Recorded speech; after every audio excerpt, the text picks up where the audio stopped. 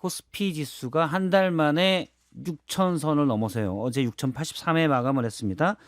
5천 갈 수 있겠냐? 이런 얘기 한 게 엊그제 같은데 이미 6천을 넘어섰습니다. 1월 1일부터 오른 게 44%.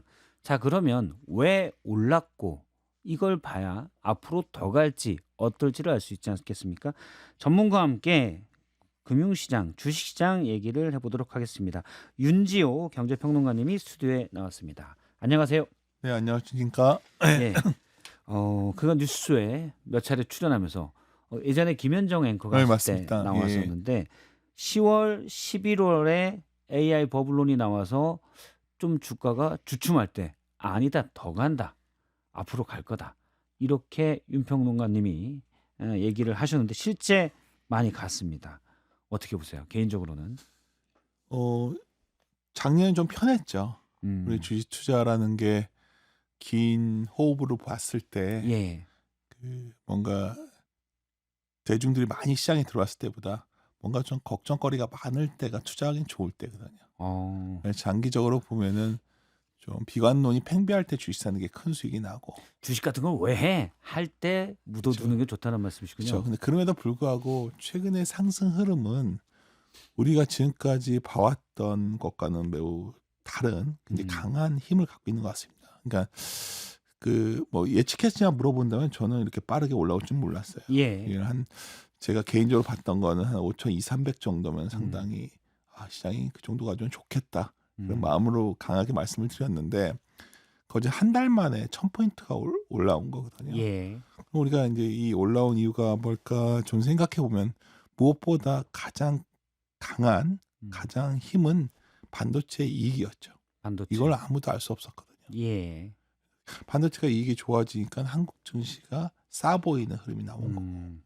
두 번째는 많은 외국 시장에서도 나오고 있지만 한국 정부가 주식시장에 대해서 매우 적극적인 신호를 주고 있거든요. 활성화 대책들을 내놓고 있다. 그렇죠. 뭐 쉽게 말해서 부동산 팔아, 집 팔아서 뭐 주식 사라, 뭐 이런 식의 논리가 어쩌면 대놓고 나오기 때문에. 그런 식으로 해석될 수 있는. 그렇죠. 그래서 그러한 자금들이 머니 무브가 굉장히 빠르게 진행되는 것 같아요. 숫자에서도 확인되는데 은행들의 예금이 내려오고 있거든요. 그래서 그러한 두 가지 주가라는 게 약간 이론적으로 말씀드리면 기업이익은 EPS에다가 멀티플 PER을 곱한 게 주가인데 예, EPS는 강하게 올라오고 있고. 주당 순이익이 오르고 있다. 그렇죠. 그다음에 거기에 유동성이라든가 정책에 이미 가미된 멀티플 PER도 올라가다 보니까 당연히 둘의 곱으로서 주가는 폭발적으로 상승하는 그러한 예.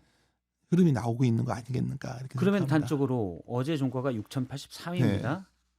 윤지호 평론가님이 보시기에 네. 지금은 고평가입니까? 저평가입니까? 숫자로 보면 한국 증시는 여전히 저평가죠. 저평가다. 근데 과거에 그러면 저평가면 무조건 올랐냐? 그건 또 다른 질문이 되는 거죠. 그리고 여기서 가치라는 게 뭐냐? 갑자기 또 훅 질문을 해주셨기 때문에 예. 가치는 고정되어 있는 게 아닙니다. 우리는 지금 가치의 방향을 좋게 보는 거죠. 예. 즉 반도체라든가 이 AI 소위 산업의 성장 속에서 한국의 반도체 기업들이 계속해서 많은 돈을 더 벌어들일 것이다. 이 기대감이 반영되고 두 번째는 많은 유동성이 증시로 유입될 것이다. 예. 이게 가정으로서 가치의 방향이 되겠죠. 이 방향이 유지된다면 주가는 뭐 더 올라갈 수 있는 거겠지만 항상 이럴 때마다 떠올리는 게 있습니다. 우리가 주식시장이 처두에 가장 좋을 때는 좀 비관론이 팽배할 때라고 말씀을 드렸는데 과거 우리 많은 주식시장 월스트리트의 한 200년 역사를 보면 변하지 않는 사실이 하나 있죠. 예. 우리가 모두가 굉장히 환호할 때가 참 부담스럽거든요. 우리가 케네디 가문의 어떤 설립자일 수 있는 소위 조셉 케네디란 분이 있죠. 케네디 아버지. 예. 엄청난 투기꾼이었죠. 그래서 그 일화 중에 유명한 말이 있습니다. 어느 날 구두를 닦으러 갔는데 구두 닦기 소년마저 주식 얘기를 해서 그 주식 다 팔았다. 대공황을 피했다. 이거 뭐 그랬을까 싶어요. 그것도 있고 소위 피터 린치, 많은 분들이 좋아하시는 피터 린치도 칵테일 파티에서 주식 얘기가 너무 많아질 때는 일단 보수적으로 투자해야 돼. 보수적으로 봐라. 그러니까 지금도 어쩌면 좀 대중의 견해를 선택할 것인가 아니면 독자적 견해를 취할 것인가에 대한 예. 고민은 있죠. 앞서 이제 어떤 기본적인 분석에 따르면 지금 저평가 국면이 맞는데 네. 사실은 저평가일 땐 늘 있었죠. 네. 오랫동안. 근데 네. 주가가 안 올랐던 거는 심리, 시장이 좋아질 것인가라는 부정적 심리가 있었는데 지금은 상당히 긍정적 심리까지 여기에 반영됐다라고 지금 보시는 거죠. 앞으로도 반영될 거고. 그러니까 긍정적 심리뿐만 아니라 예. 말씀드렸지만 기업이 계속 좋아지고 있으니까 좋아지니까요. 예. 그러니까 우리가 보통 이런 표현을 쓰거든요. 성장하는 거는 다 아는데 성장 속도에 대한 고민인 거죠. 지금 반도체 가격이 그래프를 보시면 이렇게 올라가다가 최근에 디램 가격이 막 거의 수직으로 올라왔거든요. 예. 이게 계속 올라갈 수 있느냐에 대한 문제가 되겠죠. 영어 표현을 써서 죄송한데 그로스와 그로스 레이트는 다른 거거든요. 그러면 지금 여러 가지가 있죠. 일단 반도체 가격이 계속 빠르게 올라오다 보니 삼성전자 예를 들면 예. 레거시 반도체 좀 과거 디램 같은 거 마진이 80%거든요. 뭘 어떤 물건을 팔 때 90% 받고 그러니까 마진을 더 확보할 수 있을까? 이런 고민이 좀 예. 생기고요. 또 하나는 이렇게 우리가 마진을 많이 갖게 된 계기는 미국의 빅테크들이 돈을 어마어마하게 써서거든요. 우리가 불과 작년 이 시점만 해도 국내 투자 얘기하면 다들 비아냥거렸을 때가 있었습니다. 제가 그럼 그때 주로 많이들 얘기하셨던 게 미국으로 투자 이민 가야 된다는 이야기였죠. 예. 근데 그 당시에 미국의 투자 이민을 대표했던 종목들이 빅테크들인데 왜 테슬라 이런 부분들? 테슬라도 있지만 마이크로소프트, 뭐 메타 우리가 다 쓰고 있고 예. 우리가 다 광범위하게 이익을 발생시키는 기업이었죠. 그래서 항상 매년 이익을 많이 만들고 현금을 투자하고 남는 돈은 우리에게 배당이나 소위 자사주 소각을 해줬죠. 그 기업들이 데이터 센터 짓느라 돈을 너무 써가지고 이제 현금이 바닥나고 있어요. 그러니까 예. 그러면 우리가 반도체가 좋아졌던 일은 이 기업들이 계속 투자를 그로스 레이트를 계속 성장을 올려야겠는데 그게 올해 어느 시점부터 내년엔 꺾이지 않을까 뭐 이런 걱정들도 좀 하죠. 예. 주가에 언제 반영될지 모르겠지만 아까 사회자님께서 저에게 이게 영원히 지속될 거냐 물어봤더니 영원히 지속되지 않습니다. 왜냐하면 성장 속도에 대한 고민이 시작되기 때문에. 일단 우리나라는 세계 1, 2위 반도체, 메모리 반도체 기업 네. 삼성전자와 하이닉스를 가지고 있고 이 두 업체가 코스피에서 차지하는 비중도 크고요. 네. 이 두 업체의 이익이 폭발적으로 늘어날 것으로 보이기 때문에 지금 올해 영업이익이 뭐 150조 삼성전자의 경우 뭐 그쵸 더 되죠 지금. 이렇게 보는 경우가 많더라고요. 근데 이게 뭐 갑자기 삼성전자가 무슨 금광을 발견해서 그런 것도 아니고 제가 찾아보니까 디램 가격이 지난해 3분기에 64기가바이트짜리가 $255. 예. 근데 전망치는 올해 $700까지 간다. 이런 얘기들이 나오더라고요. 아까 말씀드렸던 반도체 가격이 이렇게 올라오니까 그걸 사주는 사람들은 그 빅테크들이잖아요. 예. 흔히 그 사람들이 쓰는 걸 캐펙스 투자라고 하는데 갖고 있는 돈으로 투자하면 좋겠는데 예. 갖고 있는 돈도 모자르다는 게 비율이죠. 그래서 캐펙스 투자 금액과 갖고 있는 현금의 영업 비율을 보면 이미 아마존도 1.1배 버는 돈보다 더 쓰기 시작했고 예. 구글이 0.9입니다. 그렇다면 여기서 고민이 되는 거죠. 그래서 뭐 빚내서 하면 되죠. 부채를 일으키고 뭐 증자를 하면 되는데 주식시장은 그걸 그렇게 좋아하지는 않거든요. 그래서 그런 고민이 있다는 말씀을 드렸지만 여하튼 방금 전에 지적하신 것처럼 주가가 이렇게 오르고 주가가 50만 원짜리 주가가 있고 예. 예를 들어서 삼성전자가 20만 원이고 하이닉스가 100만 원이라고 해서 삼성전자가 싸다고 볼 수는 없는 거잖아요. 올해 이익 이익을 전망치를 비교해야죠. 감안한다면요. 그렇죠. 이익 전망치를 감안하면 하이닉스는 5배고 주가 수익 비율이 그렇죠. 삼성전자는 8배고요. 우리 시장 전체는 10배 좀 넘어갔습니다. 예. 그럼 여전히 두 종목은 싼 거죠. 사실은 가치 대비 지금 가격이 저평가됐냐 고평가됐냐라는 건 무조건 가치 대비인데 네. 앞서 올해 전망 이익치로 보면 이 가치가 너무 올라갈 거기 때문에 네. 지금 이제 말씀하신 대로 저평가다 아직까지라고 하는 거군요. 크게 여기서 보면. 용어를 정확히 써야 되는데 앞으로 전망치라고 그러셨는데 예. 이게 우리가 이러한 소위 이런 데이터를 이익의 예상 데이터라고 하는데 이게 선행하는 게 아니라 사실은 선행 피하라니까 선행하는 건데 예. 쫓아가면서 수정됩니다. 항상 보면 주가가 먼저 꺾이고 이게 나중에 꺾이죠. 예. 애널리스트들이 그걸 나중에 수정하기 때문입니다. 전세가 마찬가지예요. 그래서 제가 드리고 싶은 요지는 지금 상황은 더할 나위 없이 좋은 건 분명한데 예. 그거는 현재 옳은 견해입니다. 근데 이제 사실 시장은 항상 대중의 견해를 선택하지 않는다는 거죠. 그러니까 독자적 시각으로 보면은 뭔가 부담스러운 영역에 분명하기 때문에 예. 공격적으로 투자할 시간은 아니다. 투자를 멈춰서도 안 되겠지만 예. 왠지 모호하게 생각하겠지만 이걸 흔히 이런 시기를 축구 경기에 비유를 많이 합니다. 예. 우리가 축구 경기에서 한 2대0, 3대0 이기고 있으면 감독 입장에선 공격 좀 줄이고 수비해 이런 예. 느낌 아시겠습니까? 그걸 갖다가 investing defensively라는 표현을 쓰는데 많은 자산 배분이 그런 식으로 진행될 여지가 높기 때문에 개인 투자자분들도 이미 수익 나고 있는 어떤 포지션에 대해서는 유지를 하면서 예. 좀 수비 라인을 강화하는 그게 보통 현금 비중을 좀 올리는 스타일로 하거든요. 그래서 주식이 100이라기보다는 주식은 한 80% 정도 하고 20은 약간 이자 나는 자산으로 바꿔놓는 게 적절한 시기 아닐까. 저는 이렇게 판단합니다. 말씀을 좀 제가 이해한 대로 정리를 한다면 앞서 이제 이익 전망치나 이런 걸 봤을 때는 저평가 국면이 맞는데 네. 이미 많이 오른 것도 있고 네. 이런 데에 대한 투자 심리 이런 것들을 감안했을 때 지금 앞으로 더 갈 거야 라면서 공격적으로 확 하기보다는 더 갈 가능성이 충분히 더 큰데 네. 약간은 보수적인 투자를 해라. 확률적인 게임을 해야 됩니다. 확률적인 게임. 그러니까 그러니까 배분을 어떤 많은 경우에 전제가 이거든. 주식을 사요, 팔아요. 네. 그럼 우리가 둘 중에 하나 선택을 해야 되거든요. 주식을 다 팔거나 예. 다 사거나. 몇 가지 의문에 대해서 좀 구체적으로 특히 이제 사실은 제일 이익과 연동되어 있는 건 반도체, 삼성전자, 네. 하이닉스 이런 기업들이기 때문에 여쭤보면 앞서 빅테크들이 계속 투자한다. 그래서 AI 버블론도 나왔던 거는 빅테크들이 사실 이익 규모보다 투자 규모가 더 커지면서 부담이 된다. 네. 그래서 못할 수도 있을 거라는 우려가 이제 AI 버블론인데 우리는 어차피 빅테크들 경쟁에 우리 반도체 기업들은 너도 메모리 필요해? 주고 너도 필요해? 주고 지금 이런 국면인 거잖아요. 근데 이게 이 빅테크들이 뭐 예를 들어서 애플이랄지 MS랄지 어쨌든 이런 업체들이 더 이상 힘들 것 같은데 이런 시기가 혹시 오지 않을까?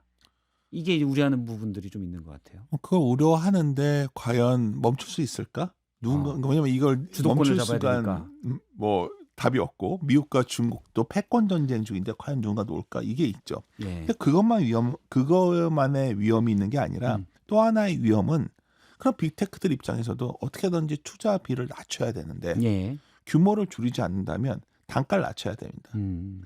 그러면 여전히 다른 대안들도 좀 고민을 하겠죠. 예.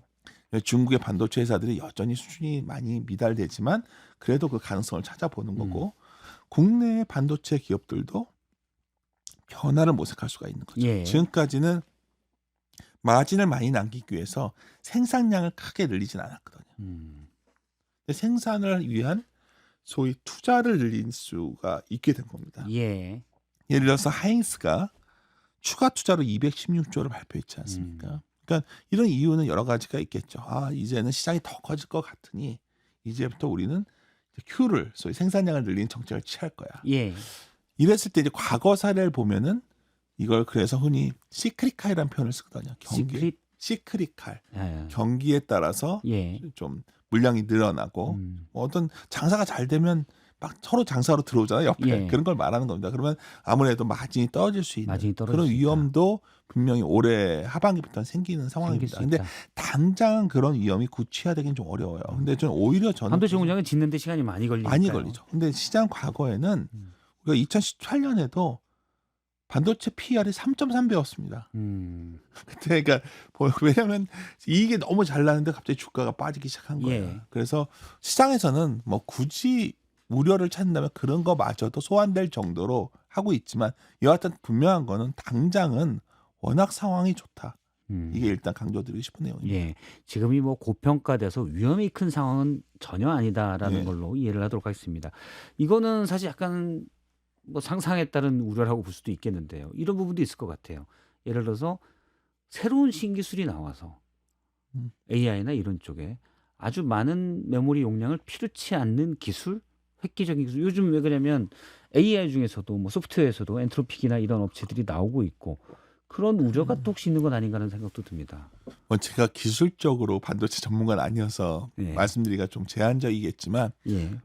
엄청 빅테크들이 시도를 하고 있죠. 근데 우리가 과거와 다르게 이게 전기도 많이 소요되고 이런 이유가 이 구조 자체를 쉽게 바꾸기가 어려운 상황이죠. 예. 그래서 뭐 말씀하신처럼 주식시장에서는 파괴적 혁신이 나오면 기존 기업은 몰락합니다. 예. 그런 시대가 정말 나온다면 큰일 나는 일이고요. 근데 당장은 그러한 소위 기술도 좀 시장에 알려진 것들이 아직 크지 않고요.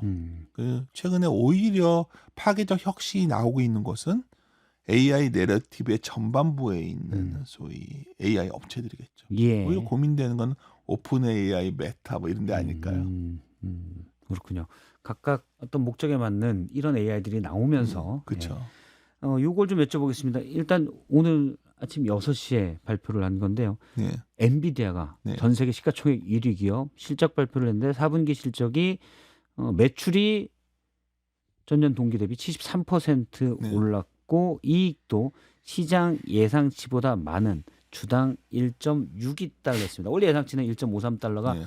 예상치 평균이었는데 좋은 소식입니까? 그러니까 실적이 당초 기대했던 컨센서스 예상치보다. 잘 나온 거는 난 분명한 것 같고요. 예. 근데 과거에도 보면 이후에 주가가 어떻게 반응하는지가 매우 중요합니다. 어. 다행스러운 거는 최근 한국 증시가 급등한 것과 달리 엔비디아의 주가는 상당히 평범했거든요. 예. 그래서 뭐 좋은 뉴스를 좋은 주가 반응으로 받아들일 여지가 높다 보고 있지만 지금 걱정되는 거는 여전히 엔비디아마저도 이러한 여러 가지 투자에 대한 고민들, 캐펙스 아까 지적하신 것처럼 예. 사회자가 캐펙스 투자를 혹시 줄이면 어떡하지? 그런 것들에 대한 조그만 자그마한 신호가 나오면 주가가 실적 좋아짐에도 부진할 수 있겠죠. 우리가 항상 생각하셔야 되는 건 실적은 과거까지의 지금 상태고요. 예. 나오기 전에 주가가 상당 부분 반영해 갑니다. 그래서 뭐 이것 때문에 다시 촉발해서 엔비디아가 더 강해진다기보다는 이후에 주가가 다 미래를 어떻게 반영해 가는가를 좀 관찰하시는 봐야 게 된다. 낫지 않을까 판단합니다. 알겠습니다. 지금까지는 뭐 주력인 반도체에 대해서 주로 네. 알아봤는데요. 이건 비중도 크지만 근데 이제 삼성전자와 하이닉스를 안 갖고 계신 분들은 네. 주가 지수가 아무리 올라봐야 남의 얘기가 됩니다. 다른 종목들은 좀 어떻습니까? 지금 이제 반도체만 좀 얘기했는데. 그러니까 시장의 가장 중심에 있는 건 누가 뭐래도 반도체고요. 그다음에 금융주입니다. 오늘 자사주 예. 소각 의무화가 발표됐기 때문에 음. 최근에 주가가 가장 강했던 것은 증권주였고요. 예. 증권주를 대표 과거 80년대를 연상하는 트로이카 관련주들 막 어. 은행, 증권, 보험, 건설 이런 건 무차별하게 올랐는데요. 예. 이 두 가지가 여전히 시장의 중심축이라 보고 있어요. 근데 우리가 또 여기서 시장은 유동성이 유입되다 보니까 약간 유동성 장세적 성격이 나오고 있습니다. 그랬을 때 유동성이 어떤 식으로 유입되고 있냐가 매우 중요합니다. 예. 왜냐하면 과거에는 그냥 증권사에 가서 종목 하나하나를 샀다면 이제는 ETF라는 어떤 섹터 분야별로. 그걸 통해서 투자가 되고 있기 때문에 시장은 시가총액 상위 종목들이 전반적으로 레벨업되고 있는 상황을 감안하셔야 돼요. ETF에 돈이 들어오면 이들이 그쵸. 주식을 종목을 사는데 ETF가 예, 상위 종목 위주로 사니까 그렇죠. 이왕이면 각 산업의 상위 종목을 구해라. 시가총액 상위 순서대로 해서 주가가 덜 오른 것들이 있다면 이거는 아까 말했던 펀더멘탈 기업의 어떤 이익 측면이 아니라 예. 유동성 측면에서 상당히 견고한 흐름이 나올 수 있는 그런 상황이 된 것입니다. 그래서 아마- 최근에 이런 예. 쪽의 흐름이 좀 강화되고 있다. 아마 주식은 가지고 있는데 많이 안 오른 분들은 반도체만 쭉 올랐는데 네. 아 반도체에서 번 사람들이 이제 이른바 순환매죠. 네. 내가 가지고 있는 종목도 사줄까? 또는 여기는 정말 안 오를 것 같은데 팔고 다른 데를 가야 되나?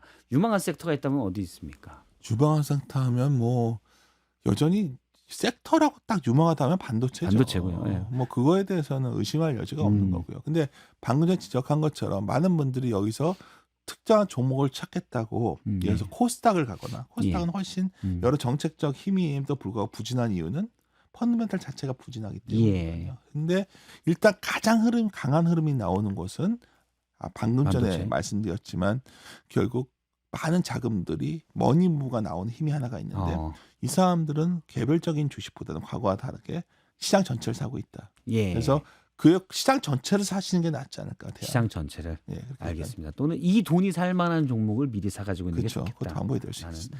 알겠습니다. 오늘 여기까지 듣도록 하겠습니다. 윤지호 경제평론가님이었습니다. 고맙습니다. 네, 감사합니다.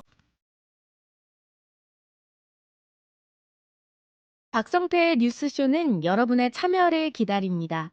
구독과 좋아요 댓글 잊지 않으셨죠? 평일 아침 7시 10분 실시간 라이브도 참여하실 수 있습니다.